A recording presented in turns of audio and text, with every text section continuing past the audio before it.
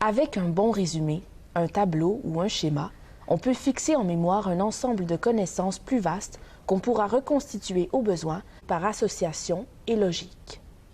On trouve dans les manuels et dans les articles scientifiques des modèles, des tableaux et des résumés qu'on peut utiliser tels quels. Mais il est encore meilleur que cette synthèse soit un produit original de notre réflexion suite à une étude approfondie, plutôt qu'un emprunt.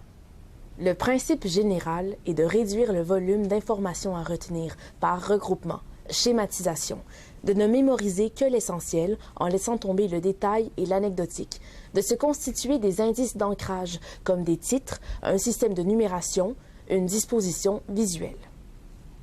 Cela consiste à faire la sélection rigoureuse des éléments importants et à choisir une forme de présentation facile à visualiser en un coup d'œil.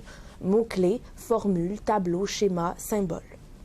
L'habilité à faire cette sélection est probablement l'acquisition la plus difficile à développer car elle est liée à la familiarité qu'on a avec le domaine de connaissances en question.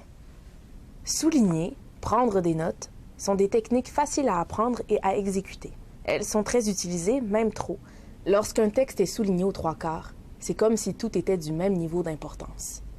Mais savoir quoi souligner, quoi prendre en note, dans quelles circonstances et comment le faire de façon efficiente relève d'une intention précise et d'une réflexion en fonction d'un contenu et d'un contexte particulier d'apprentissage.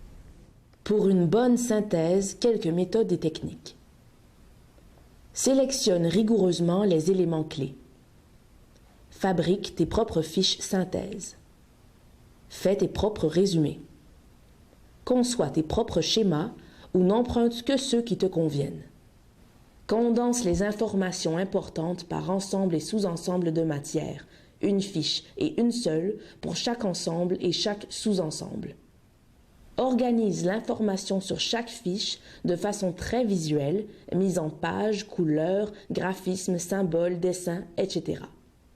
Ne surcharge jamais une fiche.